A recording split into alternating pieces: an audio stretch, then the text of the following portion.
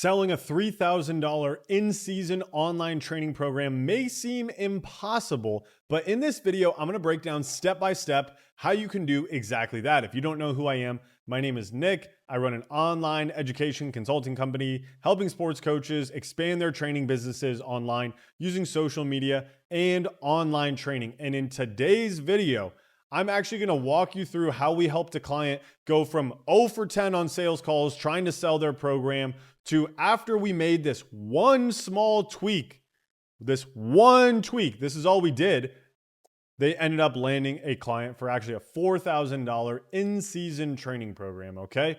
So without further ado, let's jump right into the video. Very first thing we need to understand when we're selling an in-season online training program, okay? Especially if we want to sell it for at least $2,000, right? Ideally, we're selling this training program for at least $2,000 plus. If you're not selling it for at least, $1,500, $2,000, $3,000, it's going to be very difficult for you to ever make the amount of money that you want to make it worth it to step away from doing so many in-person lessons, right? And at the same time, the reason why we're pricing it at that level is because people actually make decisions on the value based on price, right? Price is a factor of the value, okay? The more expensive price point you charge, the more seriously people are going to take it. It's a perceived more valuable thing, right? If I just say Lamborghini versus Honda, you're probably going to think that the Lamborghini is a better car strictly, number one, because of the price point, right? Obviously there's brand and a bunch of different things, okay? I'm not saying that price is the only factor, okay? Don't crucify me like that. But what I am saying is that it is very, very important. Now, what we need to understand is that there are going to be a list of objections, okay, when you're trying to sell in-season training. Okay, the first one is that I don't have time, right? I don't have time, okay? And this is something that you're going to get very, very common because people are busy in school, they're playing, they're doing all the different type of stuff. And for this particular client who we helped, he went 0 for 10 in the month of July, and then immediately we made this one change. He is a football coach, okay? So it's August at the time of this recording. They're about to go into the season, and they were getting the objection, like, I don't have time to do this, okay? The second most common objection is I won't get the full value. Full value. Okay, so they were basically saying, hey, we want to wait to do this program because we think we're going to get a more value in the future, right? We want to do it, but not right now. Okay, these were really the two most common objections, okay, outside of like, oh yeah, like I need to talk to my spouse, it's expensive, just like typical sales stuff, okay? But in this particular instance, these were the two objections that we couldn't overcome.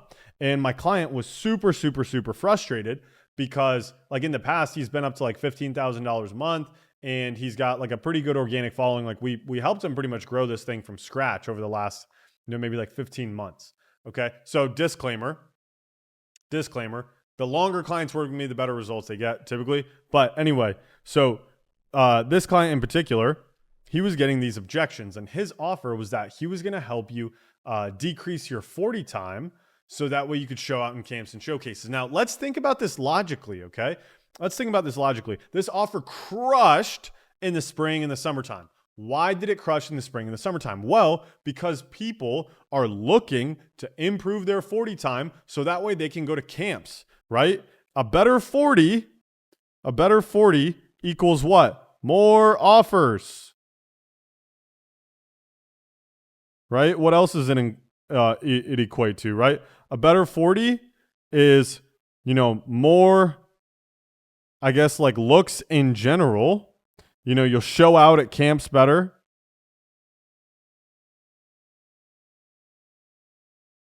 Right? So there are a lot of things that, come with improving your 40 time. But the thing about the 40-yard dash is it's a metric strictly for camps, right? Nobody is going to time you when you're playing and be like, oh, how fast is he running that 40? So by default, this offer was not very valuable at the time, which is why we went 0 for 10. Because we couldn't overcome the objection, I don't have time, and I won't get the full value. The I don't have time objection is very, very easy to overcome. Okay. This is really not a real objection. All you got to say is, yeah, the program is going to be customized to your time. So no matter what, you're going to be able to do it. And if you're really, truly dedicated, then you'll put in the amount of work that's required. Okay. Then be like, yeah, I totally understand, but I won't get the full value out of the program. Right? How do we overcome that? So we play it out. And I just ask my client one simple question. Okay. One question changed everything. You know what that question was?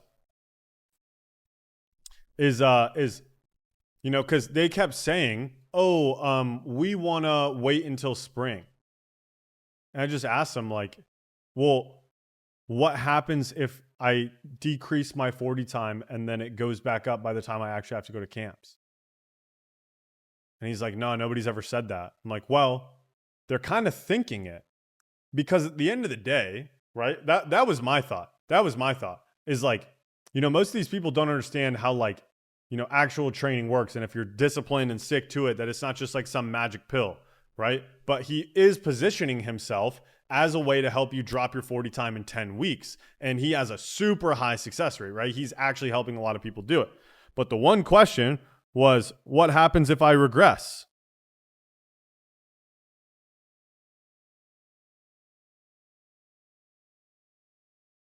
Because this offer that he made was not time relevant.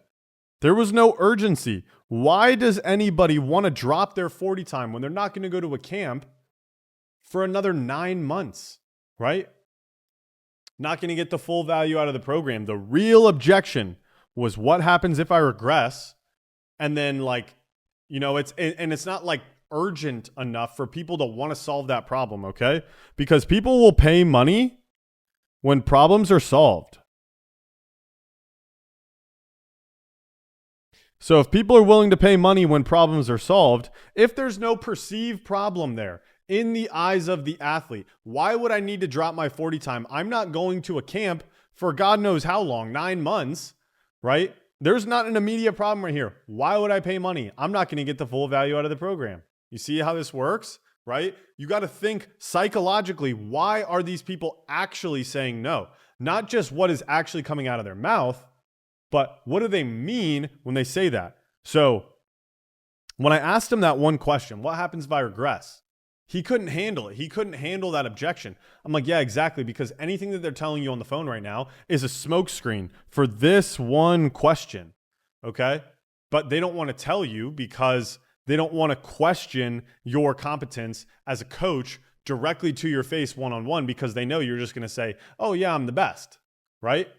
So you have to understand that in sales and in marketing, like you have to make it easy for people to say yes. So literally all I did was I was like, hey bro, what if you just did this? Is you changed your offer positioning, okay? Because he was sitting there thinking, oh, should I decrease my price point, right? Should I decrease my price point? Should I, try and sell like a different type of offer? Like, what should I do? Should I just put this on pause? I'm not even 100% sure. And I was like, nah, dude, all you should do is say that it's an in-season training program. You shouldn't change the deliverables about the program itself, right? Because the program, if they just follow the program, all we did with the 40 time was just put a bow on it, right? At the end of the day, it's really just helping kids get more athletic so that they're going to perform better on the field and, whenever they go to test. But at the end of the day, we're just putting a bow on it. We're just making it look better. We're making it sound better. So that way it's more appealing for people to want to buy. But the challenge is that when you go in season and nobody's running 40s right now, all they care about is how good they are in game. Well, then all we needed to do was just sell the exact same thing, but position it differently. Okay. So now we changed it to an in-season training program. Okay. It was in-season training so that you can ball on Fridays, right? Because high school football, they play on Friday. So that you could ball on Fridays and get the best film ever.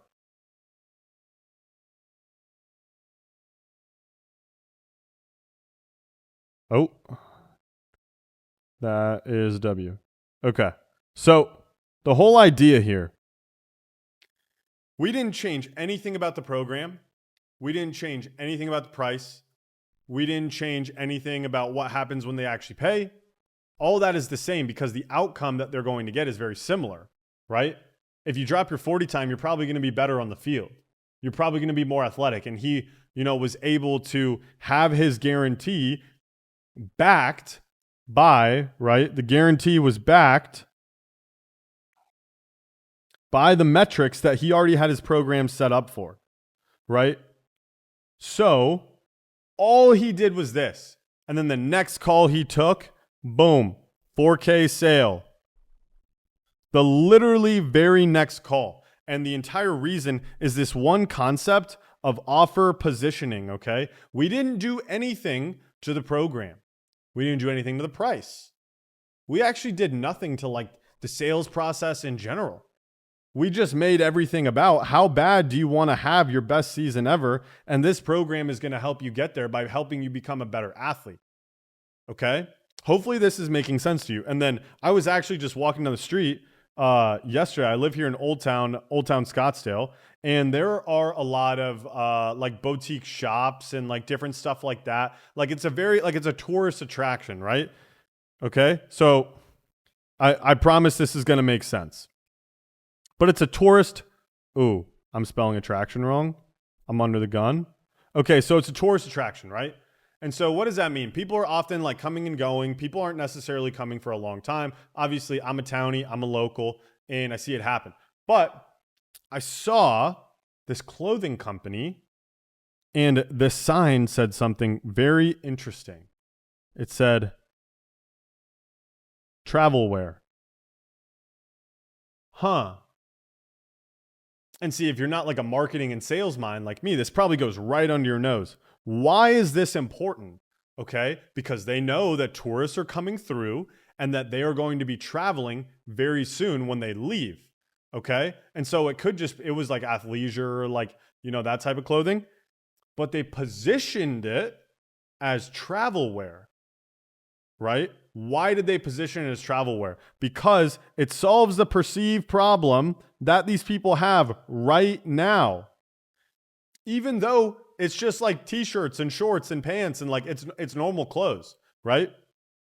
But they've positioned their product, which in this case is clothes, as travel wear because they know that there's a high quantity of people coming through there that are traveling. You see what I'm saying? So when you're traveling, you probably need clothes to travel, and I didn't bring my travel clothes, or I wore my travel clothes on the way here, but I don't have anything to wear on the plane back. Oh, this place has travel wear. Boom, sale, right?